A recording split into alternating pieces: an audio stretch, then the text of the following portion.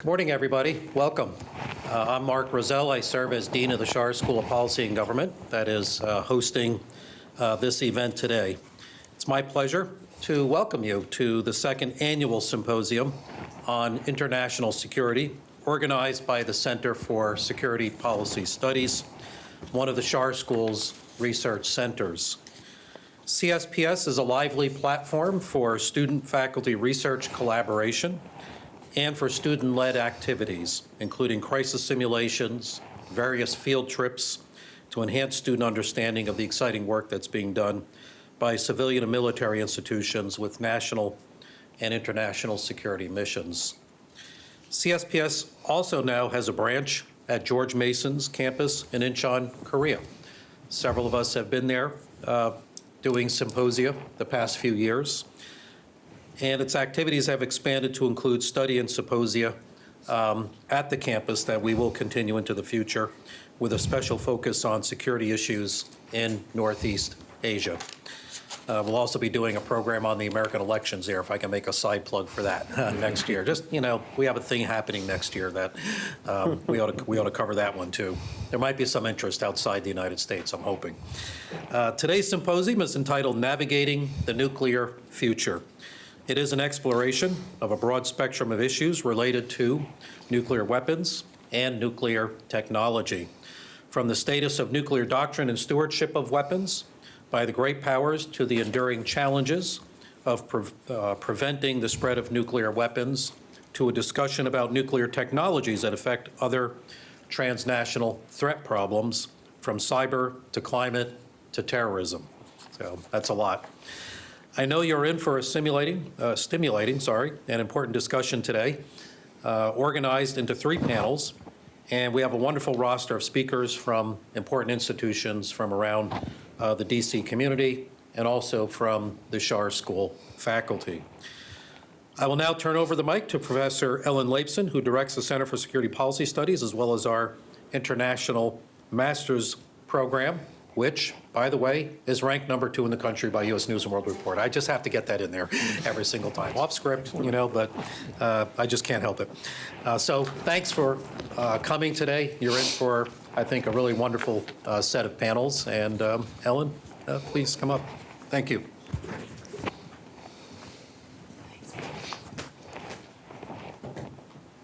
Well, thanks, everyone. Thanks to the Dean, and thanks to all of you for coming. I see a lot of our students, which is, this is in large measure to enrich the sort of knowledge and understanding of this important dimension of international security. I think there's no doubt that the nuclear issues remain very topical, from North Korea to Iran.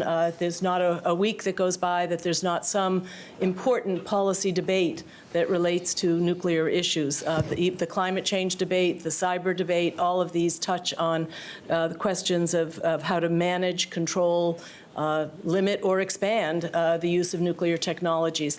So I hope you'll enjoy the kind of wide-angle lens that we're taking today. We will start with the more strategic issues of nuclear weapons and the stewardship of the great powers, and move on to a number of other issues. Just for logistics, we're just going to roll from panel 1 to 2, so there's not going to be a formal coffee break. The coffee will stay out there, so if you want to step out for a minute or two, feel free to do so, but we will be going all the way straight through to our lunch break. At lunch, we have a buffet lunch, and it really is a chance for people to network, hopefully engage with the speakers a bit, and interact with each other. And our final panel will start at 1 o'clock after lunch. So welcome, everyone, and I hope you enjoy the day. And I'm delighted to turn to my colleague, Professor Trevor Thrall, who will moderate the first panel. Thanks, Ellen. Thanks for being here, everybody. Good to see you. So we'll start. Now, I have to say, I thought the title of this conference really should be Back to the Nuclear Future, because for someone who grew up during the Cold War and when going to school and taking courses in international security, it didn't matter really what the title of the course was, because what you ended up talking about 90% of the time was nuclear weapons. And so, you know, for a while there, after the Cold War ended and 9/11, there's a lot of terrorism, I was sad because we didn't talk about nuclear weapons anymore. And then we started talking about nuclear weapons again, and I forgot how horrible that was. So I'm glad you made it out anyway. So this panel, I'm not going to say too much, but we're the panel tasked with talking about great powers and nuclear competition. And what a timely panel, because I'm going to let the experts tell you the important stuff. But just the waterfront here has gotten large fast, from what to do with U.S. nuclear force posture and modernization debates, the Russian efforts to build new and crazier weapon systems. What should we do about proliferation? We still haven't solved the North Korea question. What is China doing? Right? There are so many. What about whatever happened to Global Zero? Is that something we still want to think about? There are a lot of questions that we don't really have answers to. And I think even more troubling for those of us on this stage is I don't think there's much of a public debate right now. There's a little debate among the wonks, but not very much public debate or even recognition that these are issues. And so I hope that this panel will help those of you new to some of these issues to get a better appreciation of them. So the way we're going to go here today is each of our panelists is going to talk for 6 or 8 minutes, kind of wet your whistle, set the table. Then I'll moderate some discussion amongst the panel for a little bit before we open it up to questions from you guys. We'll go in the order that they appear on your handout here, and I won't read their whole bio because you have that, but just to introduce us here, to my left is Brigadier General Peter Zwack, who formerly served as the U.S. Senior Defense Official and Attaché to the Russian Federation. Next, we have Lieutenant General Frank Klotz, who was the Department of Energy's Undersecretary for Nuclear Security and the Administrator of the National Nuclear Security Agency Administration. And then Professor Ketian Zhang, one of our newest colleagues here at the Schar School. And with that, Peter, take us away and get us started. I'm sorry, Frank. Sure. Thanks. Morning, everyone. You'll forgive me if I use the rostrum here. Those are very, very comfortable chairs. And when I used to lecture at the Air Force Academy many years ago, some of my students would occasionally, even the best students, the best and the brightest, would occasionally doze off, and then I'd doze off. So I don't want that to happen in the course of this event.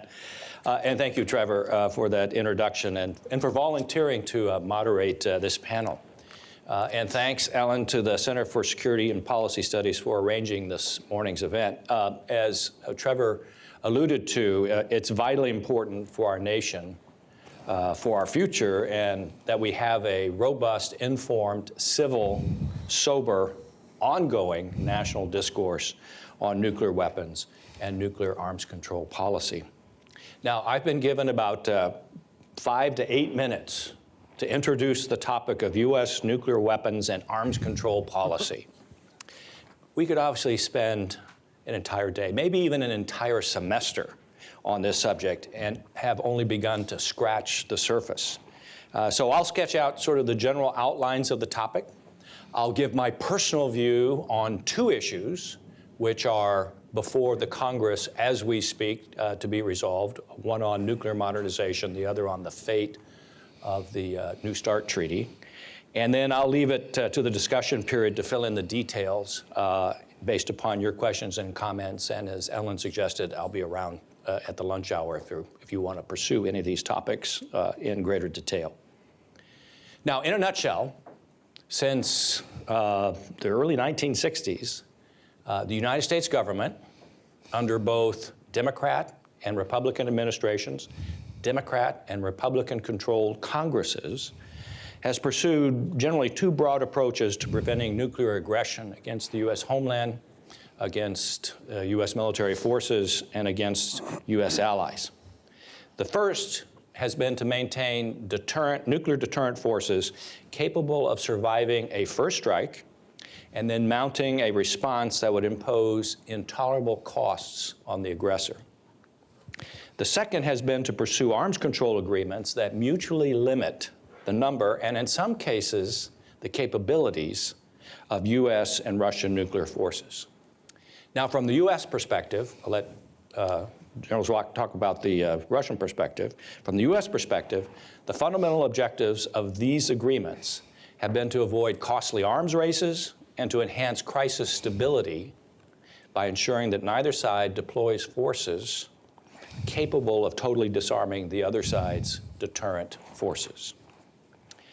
At the same time, the United States has also pursued agreements within the broader international community to prevent the proliferation of nuclear weapons and to prevent special nuclear materials from falling into the hands of terrorists. And you'll hear more about that later today. Now, the nexus between nuclear weapon policy and arms control policies was recently affirmed in the U.S. Department of Defense's 2018 Nuclear Posture Review, which is sort of the fundamental unclassified statement of U.S. nuclear policy. The NPR, as it's called, states, and I quote, effective nuclear nonproliferation and arms control measures can support U.S., allied, and partner security by controlling the spread of nuclear materials and technology, placing limits on the production, deployment, and stockpiling of nuclear weapons, decreasing misperception and miscalculation, and avoiding destabilizing nuclear arms competition. Now, obviously, the manner in which the United States has actually implemented these two broad approaches has evolved significantly over the decades, especially with regard to the number and types of nuclear weapon systems it has fielded, the readiness posture of those nuclear forces, declaratory policy on nuclear employment, and so on. Now, for example, at the height of the Cold War, in fact, in 1967, the United States possessed over 31,000 weapons in its nuclear arsenal. By 2017, the last year which we have made these numbers public, that number had dropped to 3,800. So a significant decrease. Another example, when I was commissioned in the Air Force as a second lieutenant, we had, as far as the Intercontinental Ballistic Missile Force is concerned, we had 9 operational bases and 1,054 intercontinental ballistic missiles. When I left the Air Force, and today, we have only 3 bases and 400 operational intercontinental ballistic missiles. So again, another significant change over time.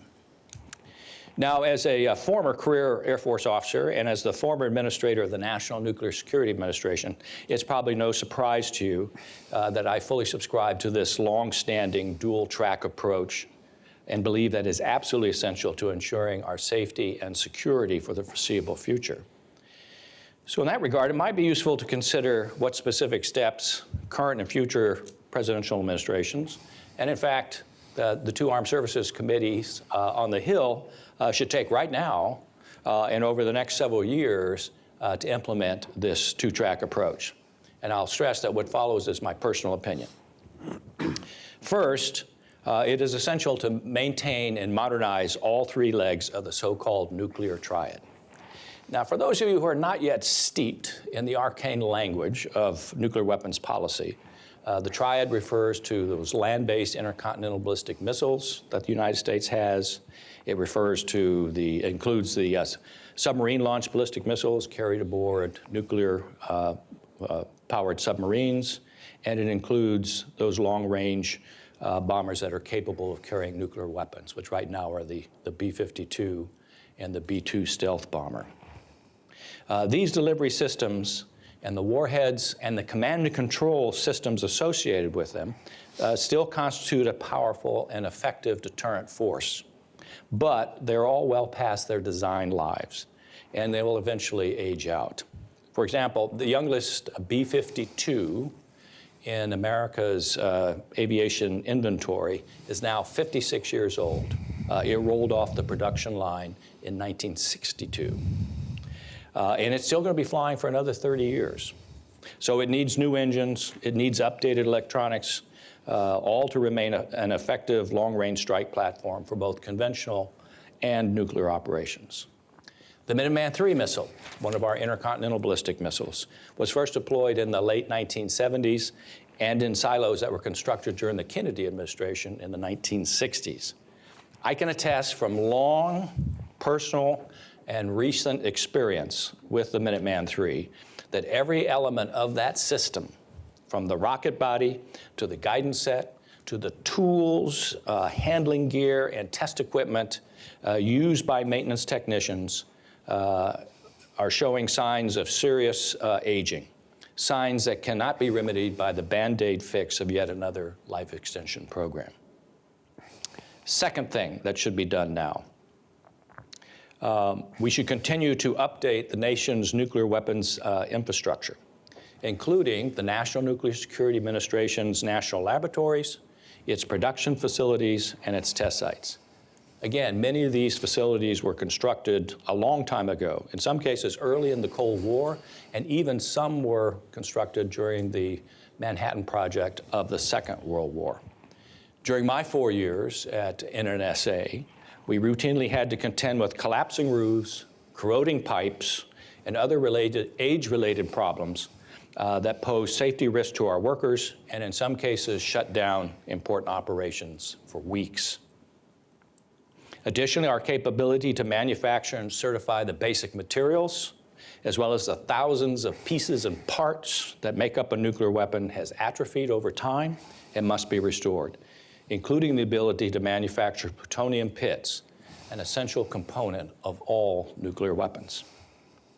Finally, the ability to annually certify to the President and to the Congress that the nation's nuclear weapons stockpile remains safe and secure and reliable without conducting nuclear explosive tests depends upon the continuous improvement of sophisticated scientific instruments and high-performance computing platforms to better understand the impacts of weapons aging and the effectiveness of life extension programs. The nuclear modernization program, begun in the Obama administration and continued under the current administration, addresses all of these issues. Moreover, it's worth recalling that for over a decade, this modernization program has been supported by a broad consensus, not a unanimous, but a broad consensus at both ends of Pennsylvania Avenue, on both sides of Capitol Hill, and on both sides of the aisle.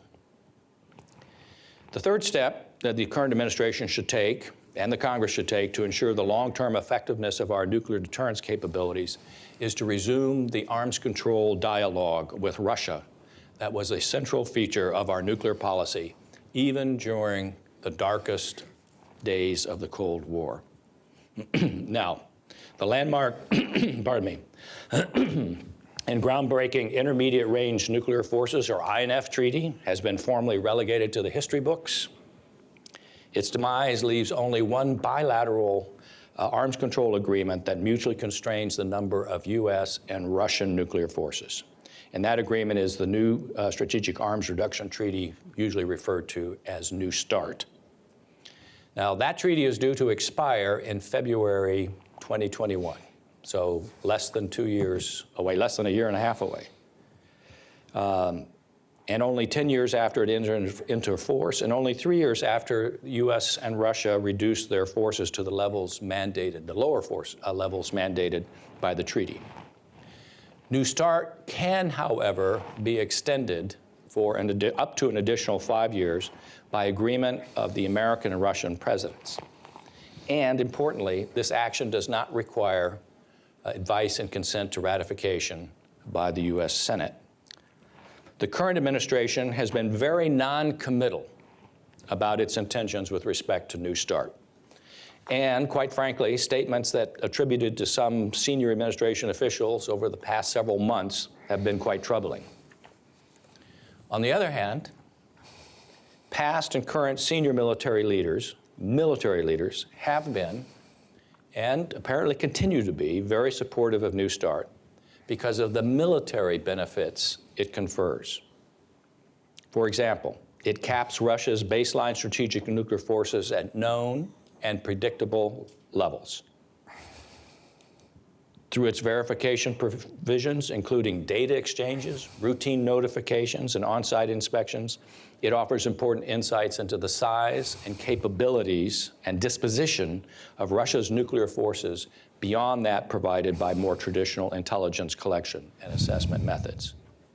And finally, by reducing uncertainty and enhancing predictability, it affords greater confidence in the plans or the size and structure of our own nuclear deterrent forces, including the current U.S. nuclear modernization program that I just described. Now, as I said, New START's due to expire in February 2021.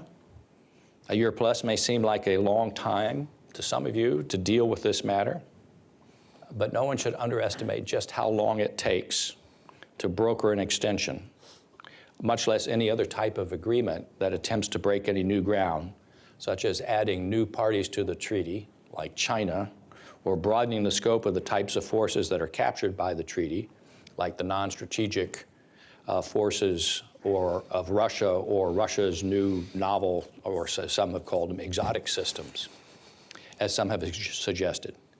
Now, broadening the participants and the scope of nuclear arms control is certainly a worthy goal, one which I personally have and will continue to support, but it will take careful thought and detailed planning and close consultation and coordination with our allies and painstaking negotiation to achieve any meaningful outcome. So, the wisest and most prudent course of action at this point would be for us to take proactive steps now to extend New START before it expires in 2021, and thereby gain the time necessary to carefully consider options for a successor agreement or series of agreements. That, in my opinion, will be essential to ensuring the sufficiency of our current modernization program and sustaining the political consensus and support necessary to keep it on track. So my time is up. My time is probably well past. There's certainly more points that I would have been delighted to raise on nuclear weapons policy and nuclear arms control policy, and welcome the opportunity to do so. But we'll leave that to you to bring it up in the Q&A session or over lunch. Thank you.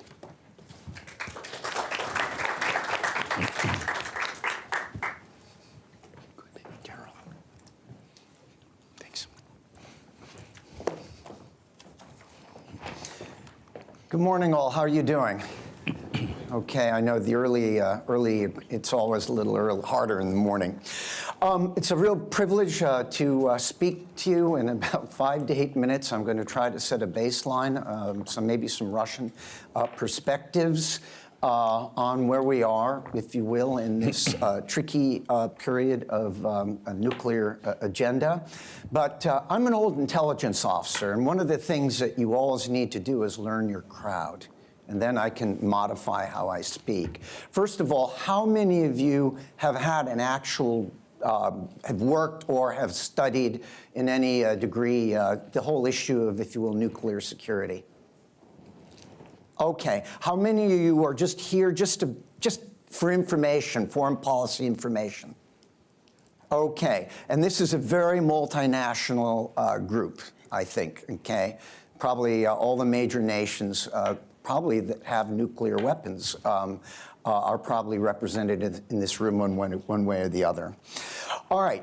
I want to start with this and say that as a young Army second lieutenant in 1982-83, I was a artillery intelligence officer, security officer in an artillery battalion that had a mission to fire conventional rounds.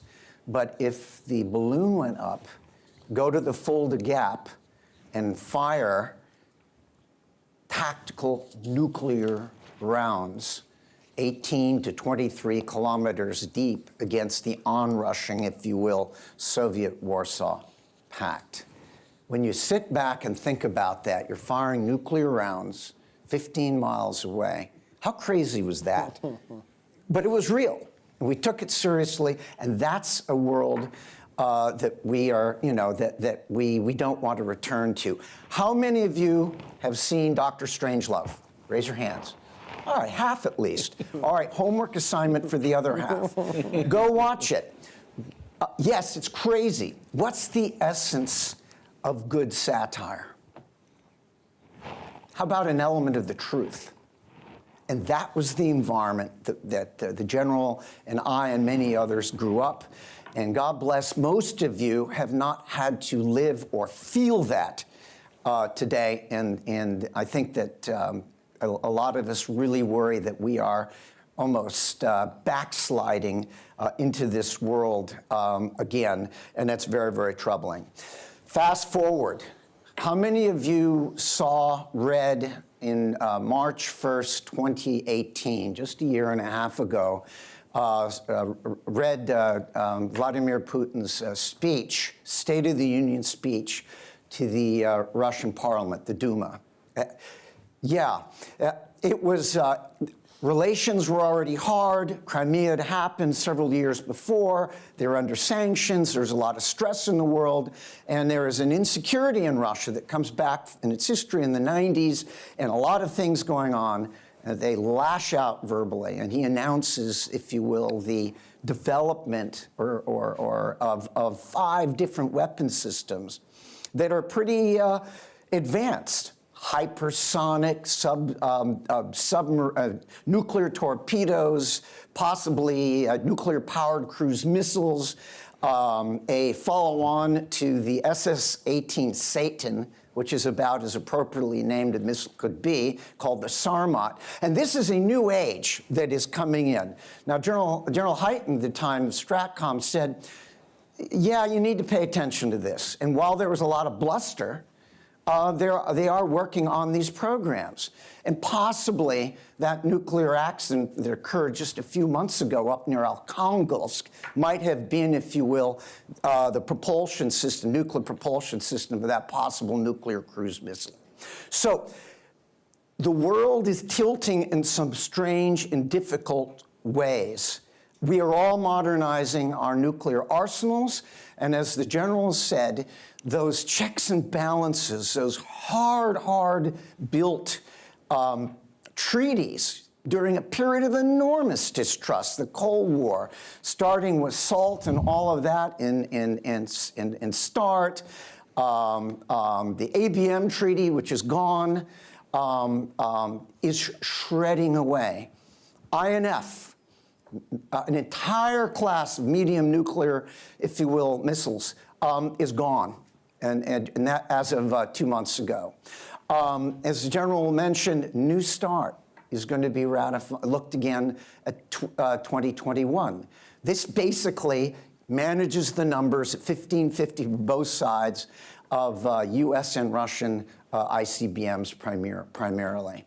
The problem is that both sides are pointing at each other and saying there's a whole new class of weapons that we need to bring in under New START, but it may be just too hard, and so the weapons I mentioned before. So things are very, very worrisome. Added to that is a rising People's Republic of China that is very protective of its much smaller nuclear arsenal, that is very wary about being brought into any of these counting and checking and balancing, if you will, nuclear weapons. So we are in a really, really weird period because these nuclear treaties were not just about counting and cutting missiles, but they were confidence-building measures. You had legions of U.S. and Soviet bureaucrats, diplomats, scientists, arguing in the heart of the Cold War every day, and then finally coming up and coming with a solution. That's shredding. That should be worrisome. I know it's a little bit of hyperbole, but the Federation of Nuclear Scientists and all that, you know, the atomic clock, 2 minutes before midnight. It's as close as it's been since deep in the Cold War. We don't have time to get into all the other things going on, but Russia, you've got to understand 11 time zones. There's just an innate sense of insecurity with that nation. The 90s didn't go well for them after the fall of the wall. They will blame it on us and others. You had Kosovo occur after Chechnya. You had enlargement of NATO, of which I am a fervent believer in, and tell that to the Russians all the time, but they don't buy it. And so they are increasingly, I think, as convinced by this speech, or these speeches, because it happened again this year with Putin, there is a bit of a siege mentality that's going on in there, and the nuclear weapons and their sense of deterrence, meaning to be able to strike out with devastating damage if they perceive themselves as pressure and going down, is number one, if you will, on their parade. Remember, this is an 11 time zone country. From Washington to LA, it's 3 time zones. It's huge, but the population is 40% of the United States, 1/9 of China, 1/3 of the European Union, and they've got issues all around. So while I would say they think despite their actions, they think in a macros way on the strategic defense, but within that, they're preemptive and reactive. It's dangerous because there is a whole new class of weapons being built. These assiduously built regimes are falling apart. The cooperative threat reduction, which was a magnificent piece of work, died in 2013. I was in Moscow at the time. That's basically regulated and took away missiles in the countries of Belarus, Kazakhstan, Ukraine, and regulated that finished. That was old Nunn-Lugar. So there's really very little, very other than New START left. A little silver lining, believe it or not, with all the bad news and everything else, you still have alive on life support the verification regimes to Open Skies, which was 1992, and actually the verification regime to New START, where there are a number of inspections that still have U.S. going into Russia and Russians going into the U.S. to look at missile sites. So I will stop. Last thing is that when we talk about all the nuclear things, you cannot fail to link it. And a big difference from the Cold War is to this new age, new capabilities and technology and cyber, where decision-making is now cyber fast. You have very little time to make consequential decisions on really scary, potentially accidents and incidents, where you have people, as occurred in the Cold War, having to make decisions on the spot. You have also emerging doctrine and discussions about how you work within the gray zone. The Russians will see the United States and its allies, and I believe the People's Republic of China see it the same way, is fundamentally our system, our society, our belief system are inimical to their own, and they think that we are in the world of color revolution and everything else that adds, if you will, to that perception. You hear about the Gerasimov doctrine and hybrid and nonlinear warfare. So there is a lot going on in the entire spectrum of both kinetic and non-kinetic warfare, from the little green men to Crimea, all the way to flying strategic bombers, firing missiles into Syria.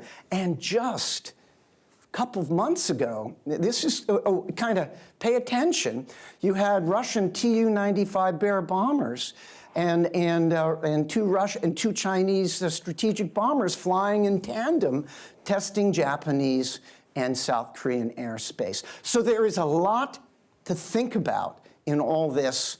I am an arms control advocate for all the reasons I've tried to state in this short time, but you got to bring in all this other stuff, and I'll leave it at that.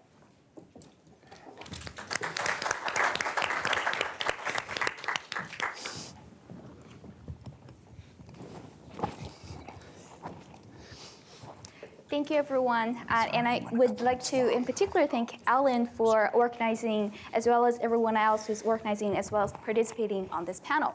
So as the two generals have discussed, and they both mentioned China and a rise in China and its capabilities, so today I would be discussing Chinese nuclear capabilities, its modernization, and the postures. And just a second. One more? Perfect. Thank you so much. So there are a couple points that I would like to cover in this very short presentation. The first one is that China's approach to nuclear weapons has been to strive for assured retaliation. And by that, it means really striving for a secure second strike counter-value capability, closer to what Thomas Schelling would be saying, which is mutually assured destruction, or MAD. There have been debates within China about what is Chinese nuclear posture, with China watchers and scholars of Chinese nuclear weapons arguing that there is a spectrum, and with some of the scholars taking the stance that China is pursuing a minimum deterrence, with the notion that having a bomb or testing a bomb is enough to deter your adversary, all the way to limit a counter force, which is closer to a first strike counter force capability. But scholars have shown that, or the consensus is such that China is really striving for assured retaliation, again, a secure second strike counter-value capability. And the second point is that China has not changed its no first use policy, which really is the linchpin for its nuclear posture and doctrine. And the third point is that China nevertheless continues to modernize its forces for assured retaliation, especially by developing and improving upon its ICBMs, or intercontinental ballistic missiles. And moreover, China does have a theory for strategic substitution, especially using cyber offensive capabilities to gain advantage when it has or lacks such capability or advantages in the nuclear realm. So this is something that my colleague Fiona Cunningham, Professor Fiona Cunningham at the George Washington University has been researching. I'd be more than happy to talk about Professor Cunningham's work in the Q&A and discussion. And finally, since both generals have touched upon the notion of an arms control arrangement or treaty, I would like to actually emphasize that, or as of now, a US-China-Russia trilateral arms control arrangement seems very unlikely at the moment from the Chinese perspective. So I'll be going over some of these main points very quickly. So the first one is that despite speculation or even internal debates that China might be changing its no first use doctrine or policy, China has not changed its no first use policy as of now. China is still maintaining its no first use. But nevertheless, China does strive to increase or improve the number of its warheads and the missiles that could reach continental United States. And China currently operates about 90 ICBMs, and about half of them can actually reach continental United States. And in addition, China is also allowing limited ambiguity over the application of its no first use, especially if the United States were to use conventional capabilities to strike Chinese nuclear forces. So that adds to sort of the potential deterrent effect of the Chinese nuclear doctrine. And in terms, or the reasons for why China there has been this debate about sort of whether China should be changing its no first use policy really comes from concerns from China about the survivability and security of its nuclear capability and forces. So the first, or the primary concern really comes from the US national missile defense systems, as well as the theater missile defense system. So that's the primary or the most serious threat from the Chinese government's perspective. And secondly, China is also concerned about US C4ISR capabilities to possibly locate and target Chinese nuclear forces. And moreover, China is also concerned or cautious about US long-range capabilities, conventional capabilities to strike or to take out Chinese nukes. Nevertheless, scholars such as Fiona Cunningham and Taylor Frivol have noted that the majority of the Chinese experts in the strategic community do not believe that the United States will actually use such capabilities against Chinese nukes. And I'd be happy to talk more about this particular aspect as well. And so the key here is that the United States really is China's primary concern when it comes to the security of its nuclear forces. But nevertheless, China does not believe that the stakes are high enough for the United States to justify first use or to use its conventional capabilities to take out Chinese nukes. And I do have some primary evidence from my own research that shows that China really believes that the interest hierarchy for the United States is not high enough to justify using its nuclear capability for extended deterrence, especially with regard to East Asian allies such as Japan, Taiwan, or the Philippines. So with regard to the Chinese nuclear forces, and because of these concerns, China has been modernizing or trying to modernize its nuclear forces, especially since around the mid to 1990s after the Taiwan Strait crisis of 1996. In particular, China really is driving or emphasizing quality over quantity. So the Chinese notion is that China wants to ensure a lean and an effective nuclear deterrent capability. So in Chinese, that's 精干有效的核力量. And in particular, China is seeking to replace all of its liquid-fueled missiles with solid-fueled ones because that increases the reliability and survivability of its nuclear arsenal. And at the same time, China is also improving upon its its existing land-based ICBMs, especially making it more road mobile and multiple independently targetable reentry vehicle capable ICBMs. And another layer to the Chinese nuclear deterrent is its sea-based nuclear deterrent. And currently, China has about 4 operational nuclear-powered ballistic missile submarines, SSBNs, with nuclear warheads on them. But from Chinese scholars as well as the strategic community, there is a mixed feeling about the survivability or even the penetratability of these sea-based nuclear deterrent, precisely because of the anti-submarine warfare capability of the United States and Japan. Because currently, Chinese subs are quite loud, so they're not quiet. And the ASW capability from Japan and the United States were pretty daunting from the Chinese perspective. And Chinese experts estimated that it will be probably a couple decades before Chinese subs become quiet enough for it to be a very effective nuclear deterrent. So currently, China is still focusing on its land-based ICBMs. And finally, with regard to the possibility of a trilateral arms control arrangement among the United States, China, and Russia, I believe is still quite unlikely for the moment. And in particular, we do have some primary speech evidence from the Chinese Foreign Ministry as of August 6th this year.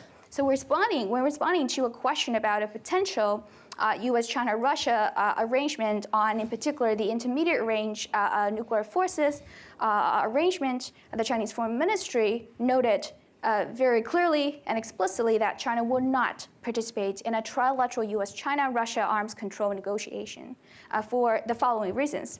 And the first one is that China has a smaller nuclear force, currently operates about 290 nuclear warheads. And as General Klotz mentioned, the United States currently operates about 3,800 nuclear warheads. And in comparison, as the Chinese Foreign Ministry noted, the United States and China have the world's largest nuclear arsenal. And because of that, China does not believe that it's fair. And moreover, the Chinese Foreign Ministry noted that China is different in terms of its use of its intermediate range missiles because they're only deployed within its territory. And in particular, the Chinese strategic environment is such that China does have its neighbors as potential adversaries, including Russia and India. So believe it or not, these intermediate range Chinese ballistic missiles, and especially nuclear ones, could be serving as a nuclear deterrent vis-a-vis India or even Russia. So as such, the Chinese Foreign Ministry termed such a potential arrangement as unfair and does not make sense for China to participate, and in particular called out the United States, accusing the United States for backpassing the problem onto China. So currently, it seems quite unlikely that there will be a trilateral arrangement among these 3 countries. So thanks so much, and I look forward to the discussions later. Thank you.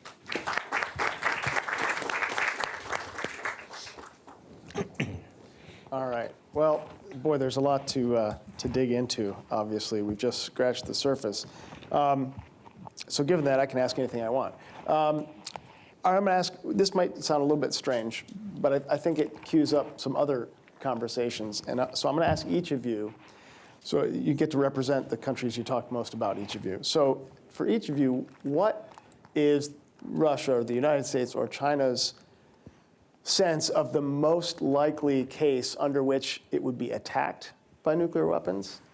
And under what kind of scenario does each country ever imagine using its own nuclear weapons? That's a good question. As I talked about before, you have the writings and sort of official positions, and then you have the gut feelings.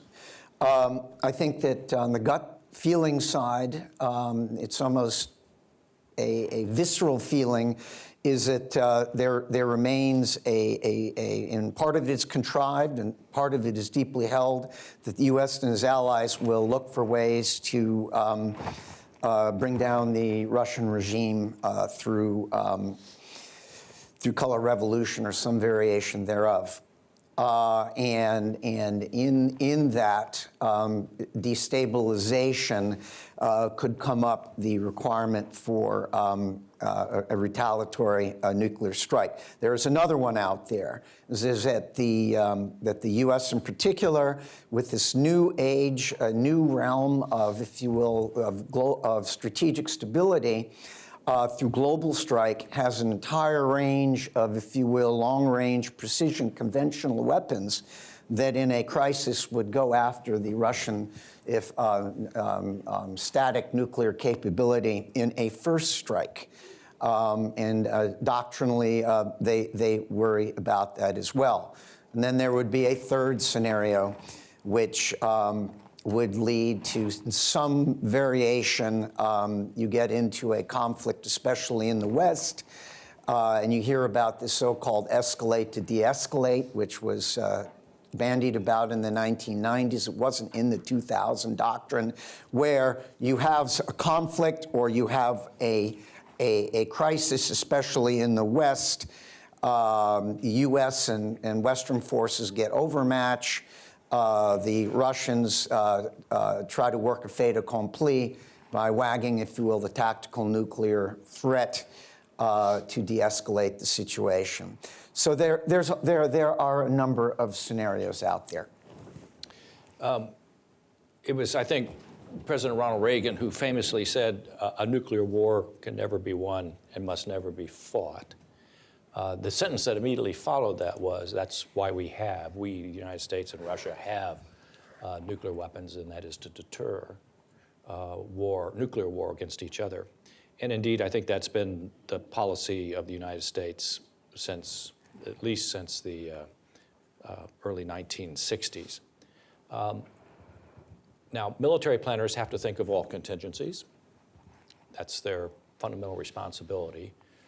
So our nuclear forces have been structured in a way that they could respond to almost any conceivable scenario, from the so-called bolt out of the blue, where Russia decides, for some reason to attack the United States, to lesser contingencies.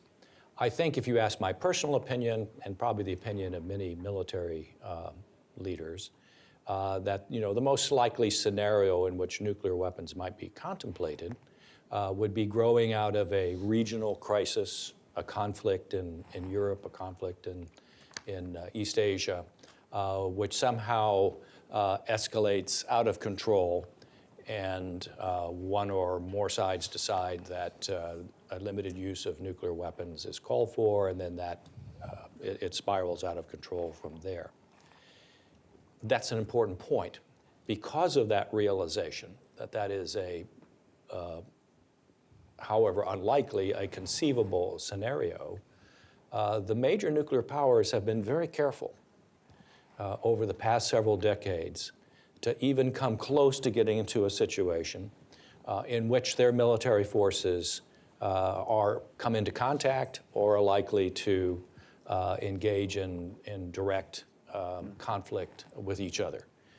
So, one of the aspects of nuclear deterrence that doesn't, in my opinion, get enough stress or credit is the fact that not only has nuclear deterrence prevented or helped prevent nuclear war among the major nuclear powers, it has also put a damper on conventional conflict between the major nuclear powers, because of the fear that somehow that might get out of control and nuclear weapons would be brought into the picture. Thank you, Trevor. And I really am glad that you brought up sort of the politics of things, because sometimes we can get too much into sort of the technical aspect of nuclear weapons without sort of thinking back about what is the politics and what is the possible scenarios. So I guess I would like to make the first point in the sense that in the Chinese interest hierarchy, it views Taiwan and Tibet as its core interest. So if anything, I would imagine a most likely scenario where nuclear weapons could be possibly used, or we could escalate to a conflict at the nuclear level, would involve a contingency of some sort with regard to Taiwan. And we've had 3 Taiwan crises in the past, and none of them have escalated to the nuclear level, but it doesn't mean that it could not be possible in the future. So anything else, like issues related to Japan or issues related to the South China Sea, however hot they are in the current media exposure or current media reporting, I do not believe that those are possible scenarios where the 2 countries will escalate to the nuclear level. And the second point that I would like to sort of emphasize again is that China would not automatically or intentionally escalate to the nuclear level with a potential first use, because as I stated before, China still is maintaining its no first use policy, and it will only respond to what it perceives a nuclear attack from the United States. So again, it's really second strike, and it will not, in and of itself, escalate to the nuclear level. And in particular, China actually believes that the stakes between China and the United States with regard to all of these disputes, even related to regarding Taiwan, is not high enough for the United States to justify a nuclear first strike or the use of conventional weapons to strike out Chinese nuclear capabilities. So I do have one primary speech evidence from the 1996 Taiwan Strait crisis, during which Chas Freeman, who was then serving as Deputy Assistant Secretary of Defense, he was meeting with a pretty senior level Chinese military official, and I think that was General Cao Gangchuan, who was Vice Chairman of the Chinese Central Military Commission, who told Freeman that you, i.e. the United States, will not trade LA for Taipei. So basically, again, I think the Chinese view is such that the stakes are not even high enough for the United States to get involved in a nuclear escalation with China.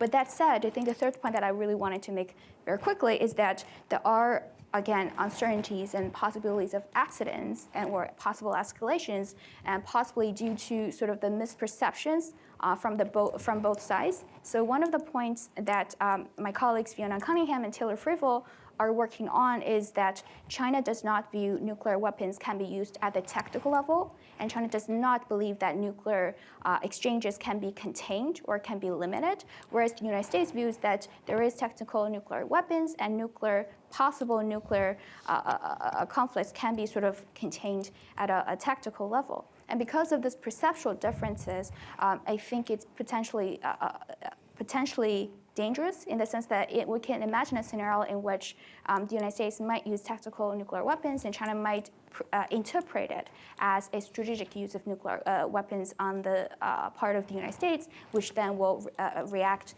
in kind with its strategic nuclear weapons. So that could be potentially escalating.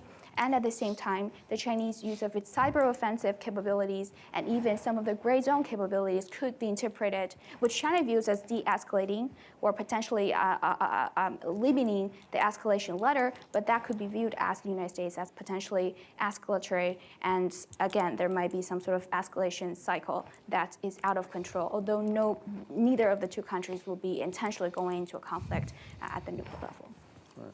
So for me, I take a couple of things from this, and I liked all these answers. Number one, I think it's sort of important to remember these are pretty unlikely scenarios. Like they're not probably going to happen. They haven't happened, and so I hope we can predict they probably won't happen. But they're so devastating that we have to plan for them, right? We have to worry about them. The second thing I think is really interesting and important to analyze things moving forward is what are really the moving pieces here. And so, the technology gets a lot of discussion. What do we need a triad? Do we need a dyad? Do we need a new one? Do we need 12? Do we need 13? But to me, what's remarkable about the conversation we've just heard is how little the specifics of nuclear weapons came into any of your discussions, right? The situations under which nuclear weapons are going to get used are not because of the nuclear weapons. It's because of other stuff. And so to me, maybe you could just say a few more words about how important the non-nuclear aspects of nuclear weapons policy are. Because to avoid a nuclear war, it's not just about the nuclear deterrent, which you need, but it's also about not doing things that are going to go past one of these sort of red lines for somebody. And that means that not just your nuclear policies have to be in good shape to avoid a nuclear war, but all your other military policies and security policies have to be in good shape. And so for the United States, to avoid making Russia more insecure and to avoid crossing sort of the Taipei and Tibet red lines, right? Those are things that are of pretty special importance, even beyond sort of arms control. Would you not agree? I think so. And there's a lot of good scholarship on this subject about how the two so-called superpowers during the Cold War were very careful and cautious not to come into contact or direct conflict. I mean, the Berlin crises of the late 50s and 1960s, the Taiwan Straits crises, and of course, the Cuban Missile Crisis, which is deemed sort of the classic example of how nuclear war may have been possible, but both sides found a way to back down from that, and were very careful not to fire at each other's naval vessels or aircraft and the like. So in addition to that, I think it's worth pointing out that one of the things that the United States and the Soviet Union and then Russia did, even in the midst of the Cold War, were to negotiate a number of agreements, the so-called, for example, the so-called Incidents at Sea agreement, and exchanges on notification of missile test launches and strategic nuclear exercises.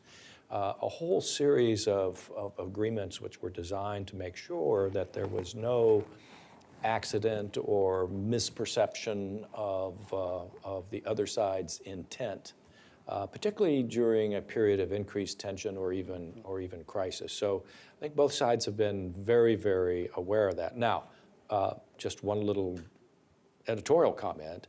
One of the things that I suppose those of us who went through this period of time are concerned about is a lot of that art, that knowledge has been lost, particularly in the United States, because for the past 20 years or so, we as a nation and our military forces have been very, very concentrated like a laser beam, on the issue of counterterrorism and conducting expeditionary operations in the Middle East and Southwest Asia. So there's basically almost a whole generation of military officers and strategic thinkers who have not been focusing on these issues. So somehow we have to make sure that the lessons of the Cold War are not totally lost as we continue to manage nuclear relationships among nuclear weapon states. I think that when we look at the global framework, as tough as it was, and there were spillovers like Vietnam or Afghanistan, as ugly as it was, the world was fairly differentiated in the Soviet-US Cold War. Since 1991, there's an awful lot of gray area, opaque. You have frozen conflicts. You have nations that aspire to be part of NATO. We have an open door policy. Russia calls it its privileged sphere. And for some of them, including Ukraine and Georgia, it's shown that we'll go to war over that. So you have a lot of things that are going on in the territorial, sociological, diplomatic sphere that could lead to unenvisioned, undesired. Russia doesn't want to go to war, certainly, in this framework, but it wants its way within what it sees as its interest areas. I neglected to mention there are two hot buttons And I talked about one of it, but it's important because it gets at the mantra in part of this insecurity, I think, globally. And I didn't talk about missile defense. Okay, and missile defense, which we see as righteous, they just don't buy it. And I was at the Moscow Security Conference in 2017, where a Russian two-star general stood with a Chinese general, the main operations directorate, and showed for the whole audience of 200 internationals, including myself, a map of this U.S. allied, designed to isolate and encircle Russia and China with global missile defense. Now you add that to the leap in technology of long-range cruise missiles and things like that can go deep. They're not nukes, but they could get at your core nuclear retaliatory structure, which is critical in the mindset of both the Russians and the Chinese. You have a lot going on. So when you get the Baltics and issues of Article 5 and Belarus, there's an accident waiting to happen, So I mean, there is a lot. Now I wanted to do one other point. When I talked about escalate it kind of came out in a 2000 military doctrine, New Putin, post-Kosovo. There was no mention of it in the 2010 doctrine. That's important to state. And Dmitry Trenin, who writes and is very balanced, but also has a good sense of what Russian views are. He says the bottom line is that the Russians, the serious planners and all that, believe that a limited nuclear war is impossible. And I think it's important to make that point. And I actually agree. I absolutely agree with both of the generals. And I think the lessons here is that it's really important to maintain communications throughout the process, especially during crises, even though both countries say are adversaries, et cetera. So one example that I like to sort of use is the Taiwan Strait crisis of 1996, which I know quite a bit about, is that despite, it did not escalate to the nuclear level, and even that throughout the crisis, both the United States and China were in constant communications with one another at the civilian level, at the military level of things, and there are signals being sent in terms of, say, deterrence and even compellence, but neither side, or both sides are relatively clear of the intentions of the other side, and the United States sent two aircraft carrier battle groups to Taiwan, but that was in the international waters of Taiwan, and the United States made it very clear that it was not going into the median line in the Taiwan Strait, which would have been a lot more troublesome or pressing for the Chinese side. So there is a lot of communications going on in terms of what your intentions are, how you view sort of your strategic deterrence. So I think the lessons really is that there needs to be a lot more, say, track 1, track 1.5, and track 2 dialogues to communicate your intentions and your capabilities and how you intend to use these capabilities and how you actually view nuclear weapons and deterrence between the two sides. And hopefully that's something that will continue to go on in the current administration. Why don't we open it up for questions? I'm sure there's some questions out there. Why don't you tell us who you are? Yeah. My name is George Hutchinson. I'm a PhD student here at the Shar School. My question is primarily for Professor Zhang, but the other distinguished members, please jump in as well. China's overall strategic nuclear policy confuses me a little bit. And the go first use is clear. It's trepidation for the United States. That is understandable. What confuses me is the Northeast Asia region, North Korea specific. Rather than a dyadic and confrontational nuclear exchange, the scenario that really seems to be looming would be a grave nuclear accident in North Korea, something that would spill over environmentally into China, or because of the international community's failure to get North Korea to curb its nuclear program, Japan and South Korea armed at some point in the near distant future. Those are the two scenarios that seem to be quite realistic, and they'd be completely antithetical to China's security. So it strikes me, the U.S. has always been its own Korea. Why hasn't China taken a more strategic, in my view, a more strategic, maybe they have, big picture, but why have they not been more aggressive to try and get North Korea to relinquish its nuclear program? Thank you for the question. So I'll just repeat the question in case some couldn't hear the question. So basically the question is, why is China not assertive in taking more steps to sort of curb the North Korean nuclear program?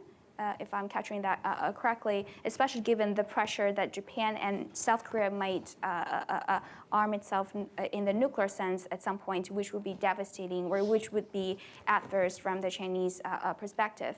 So I guess there are a couple factors to it. And the first one is that, so it's my personal view that Chinese foreign policy with regard to North Korea is kind of a Goldilocks choice. So on one hand, China does not like North Korean nuclear program, or especially the fact that North Korea might be creating a lot of troubles for China in sort of the East Asian picture and drawing in possibly the United States and say Japan as well. But on the other hand, China also views North Korea as a buffer zone for its stability and security, especially in sort of the northeastern part of China.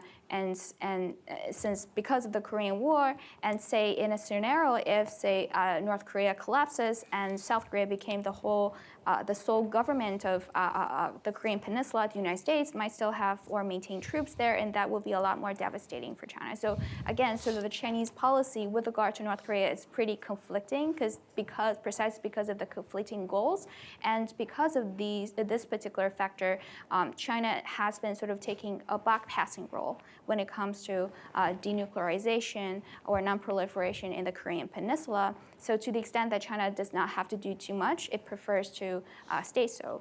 And the second point, which I think comes from some of the research done by Taylor Frivel, is that because China views nuclear weapons as a deterrent tool, in the sense that it's for strategic deterrent, and it sort of, I think, maps or mirrors the North Korean experience onto itself as well, in the sense that China also believes that, or it seems that China believes that North Korea will not use nuclear weapons for the tactical purposes. It also uses as a deterrent tool. So it seems, from the Chinese perspective, again, justifiable for North Korea to use it as a deterrent tool.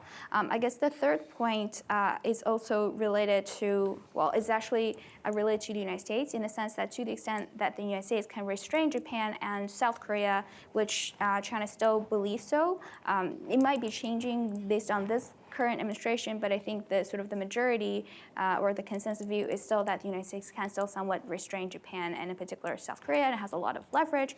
And because of that, China is not pressured to take further actions, say to change the status quo. So in this sense, it is a status quo sort of a preserver in the Korean, or on the Korean Peninsula.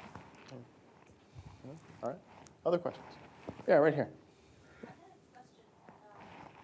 Tell us who you are first. Oh. There we go. Those of us hard of hearing. Aging sucks. My name's Karen Nguyen, and I was wondering about why the trilateral arms would be unlikely, considering the fact that, I mean, during the Cuban Missile Crisis, Khrushchev and Kennedy used back channels to try to negotiate a way out of possible, I guess. Yeah, could you restate it? Okay, I was wondering why the trilateral arms control agreement between Russia, China, and the United States would be unlikely, considering the fact that during the 60s and the Cuban Missile Crisis, they used back channels to try to avoid going to war with the Soviet Union and detonating all them, or the nukes, so to speak, and preventing the Soviets from getting nukes into Cuba. So why couldn't back channels work this time? So this might be more towards the generals. Yeah, I'll go ahead and start that, if that's okay with you. Two thoughts. Again, since this is an academic institution, I'll start with scholarly work on this. There was actually a book written around, I think in the early 1960s by Thomas Schelling, who just recently passed away, and Mort Halperin, called The Strategy of Arms Control, in which they make the argument that arms control doesn't necessarily have to just involve negotiated, signed, Senate-ratified treaties in order to be effective. You can have a whole range of measures, from very formal treaties to just sort of implicit understandings about how military forces ought to comport themselves, and everything in between. So you're right. Your point, I think, your thesis that there is a role for back-channel, informal discussions, tacit understandings is extraordinarily important, and I'm not sure we fully credit the extent to which that has taken place in the past and could take place in the future. Now, on the point of actual trilateral negotiations or a trilateral agreement, I think Dr. Zhang laid it out, the Chinese view, very, very well, in the sense they have a very, compared to Russia and the United States, they have a much smaller nuclear force. Their argument is why should we engage in negotiations on reducing those while the United States and Russia still have so many? The other point is because they have a very small nuclear force, they're very, very concerned about the survivability of that force. And one of the ways you help ensure survivability is keep it secret, where those forces are located and how many they have and so on. One of the aspects of the New START Treaty, which we've talked about, is a very, very intrusive number of verification and transparency measures. Right now, the way in which New START works is at the start of the treaty, both the United States and Russia declared to each other, with an exchange of databases, how many systems they had, where they were located. They affixed identifiers, numbers that were put on every one of their missiles. Every time one of those missiles is moved from a base to a depot or back or comes out of a production facility, there's a notification that goes to the Nuclear Risk Reduction Center in Moscow from us and to the Nuclear Risk Reduction Center in the State Department from them. And then the treaty allows each side to conduct 18 on-site inspections per year, in which inspectors from both countries actually get to go to these sites and verify that the information that in the database is still current and that the notifications have captured everything, all the movements that have taken place. That would be an anathema to the Chinese, who want to preserve secrecy of their nuclear forces in order to ensure their survivability and therefore their deterrent effect. So that's why in my opening remarks, and I know Dr. Zhang said the same thing, the prospects of a no-kidding, full-bore trilateral negotiation on limiting nuclear weapons among China, Russia, and the United States is probably not a near-term prospect.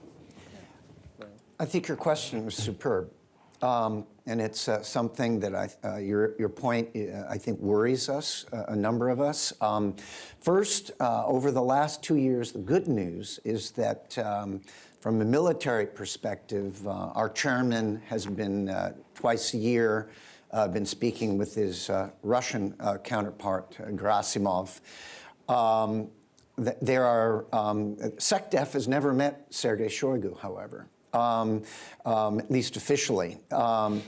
So there are, and the NATO commander finally met also with Gerasimov twice within the last year. That's important. So you have some Washington to Moscow linkages. You have also in and around Syria, you have our Central Command forward talking to the Russian command forward in in Kaimim. However, what we don't have, other than incidents at sea links and official mechanical almost links on deconfliction, commanders, for example, in Indo-PACOM in Hawaii, has never met the Russian commander in Khabarovsk of the Eastern Military District, nor are the staffs talking. And you could say the same for European Command and the Russian Western Military Command, and the commander of CENTCOM has not met the Russian commander, or his staffs are not talking except in Syria regarding that thing. So what I worry about is, and I know NORTHCOM, STRATCOM, and Russian strategic forces there is exchange, but since 2014, in the illegal annexation of Crimea and the problems that we have in Ukraine and elsewhere in the world right now with Russia, you don't have that, what I call, first responder ability for our commanders in a region, a combatant command, talking to a Russian out in the Far East, be able to deconflict immediately. Boris, this is not what you think. This is not true. You know, Johnny, this is a mistake, or that is worrisome when you have this opaque world of cyber and ambiguity, where you may have a situation like in those old westerns of two gunslingers at the end of a street, who draws first. And in this cyber-fast world, if a problem can't be quickly resolved out in the Far East, the Arctic, it ends up maybe too late in Moscow and Washington. In the last 5 years, the staffs, and this is really important, don't know each other anymore. Back up until 13, 14, as difficult as it was, you had staff interchanges between the Russians and the Americans at various military commands.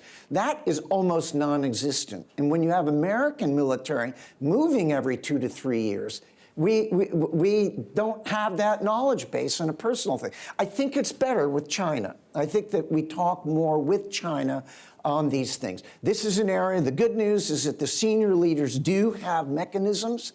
There are some official, if you will, red line type of mechanisms, but that you don't want senior leaders trying to get to know each other in the middle of a fast-breaking crisis.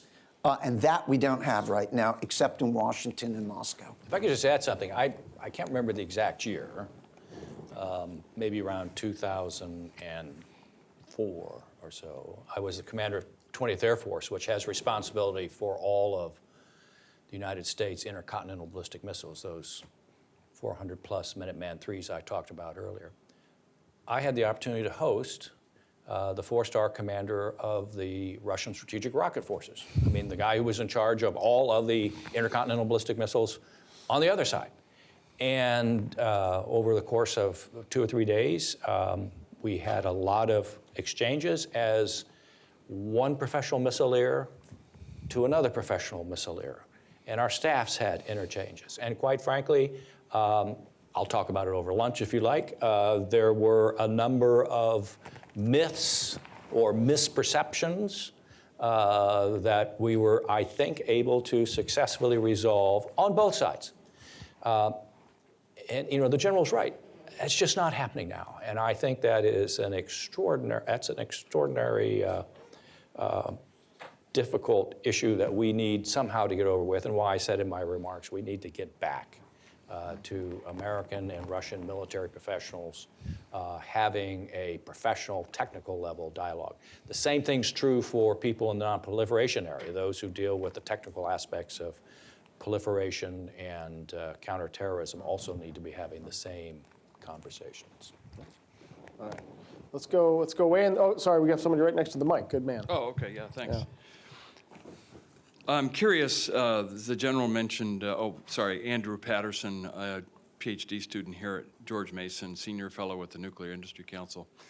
I'm curious about the general's comments on the reduction of the warhead material, which was comforting news given the rest of the discussion on the panel. Where did the material go? And maybe that's an opportunity to talk about megatons to megawatts and the use of the commercial nuclear industry to absorb that material and the value of that. And then the title of the panel is The Great Powers and the Nuclear Agenda. Might the panel touch on how Russia and China are using commercial nuclear power plants to expand their influence in the world? That's part of the nuclear agenda, isn't it? Well, I think the agenda was more on the national security side, but I'm happy to take your question if it's all right with our moderator. I happen to be a big proponent, personally, of nuclear energy. I served in the Department of Energy for 4 years as an undersecretary, and while my portfolio dealt primarily with nuclear weapon security and safety and effectiveness, clearly as a senior official in the Department of Energy was involved in a lot of these discussions.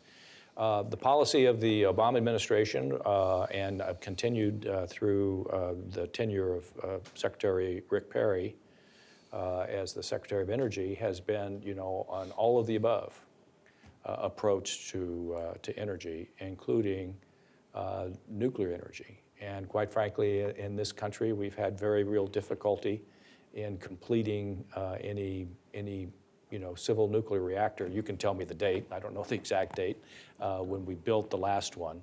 And the Russians, the Chinese, the Koreans, and others are developing technology and trying to for current generation nuclear reactors, and then trying to build them domestically, but also to market them. So I think it's extraordinarily important that the United States and the United States nuclear energy industry be very much involved in the international trade as it relates to nuclear power for civil purposes across the country.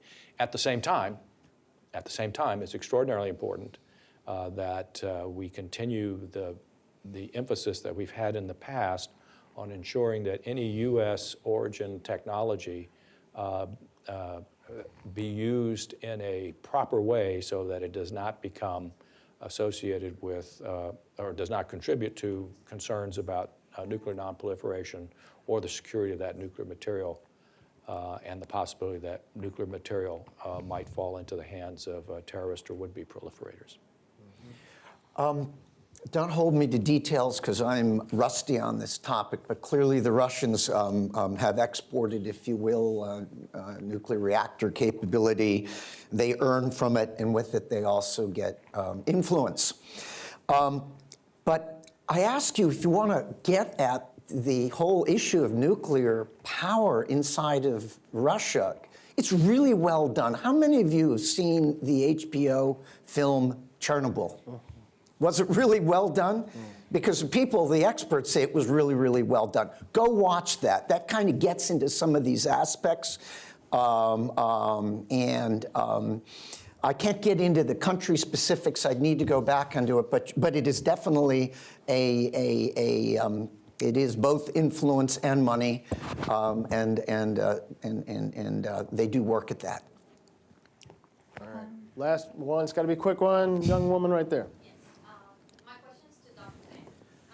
So you were talking about how China has the no first use policy for nuclear weapons, and so would you say that extends that China is less likely to go to war with the United States or initiate any conflict that would lead to war because of its nuclear policy?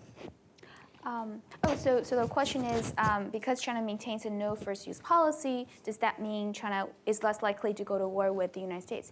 That's a really interesting question because it does sort of connect the conventional and non-conventional aspect of conflict or sort of use of force, which is really more in line with what I study because I really focus on sort of the conventional use of force, coercion, gray zone coercion, et cetera, that really is not at the nuclear level. I would not, so my personal view is that it will not be related in the sense that because China maintains a no free policy doesn't mean that China will not necessarily go to war with the United States, precisely because I think a lot of you probably have heard of the stability-instability paradox. Because of this sort of deterrent at the nuclear level, states are possibly more confident that anything at the conventional level will not go to the nuclear threshold, which might mean that we might be seeing more lower-level conflicts, even at the gray zone level. So again, as I mentioned before, Chinese core interest, or one of its core interests, is Taiwan. And say if Taiwan declares de jure independence in the future, it's very likely that China will use force, and China has made that red line pretty clear. Whether that's with the United States or not, that also depends on whether the United States will get involved in a Taiwan contingency per se. But I would not preclude a potential Chinese use of force at the conventional level. And I think the Chinese sort of doctrine have made it clear that China is striving to prepare to fight and then win a high-tech enabled local conflict or conflict at the local level, with the Taiwan contingency being sort of the most likely scenario. So again, just because we have this nuclear deterrent and no first use policy, it doesn't mean that we can be complacent and predict that China will not take any actions at the conventional level. Thanks. That's probably a great place to end it. So we have a couple minutes before the next panel gets up here. You got one more thing I to got say? one Party point, shot? another homework assignment. How many of you have listened to the 1960s songs of Tom Lehrer? All right? L-E-H-R-E-R. Get on YouTube or Pandora and play Tom Lehrer, and you will understand a little bit of this Cold War environment that we grew up in. It's really funny, but again, satire, and the essence of satire is that modicum of truth. Thank you. All right, fantastic. Thanks, everybody. Pleasure. Likewise. Great job.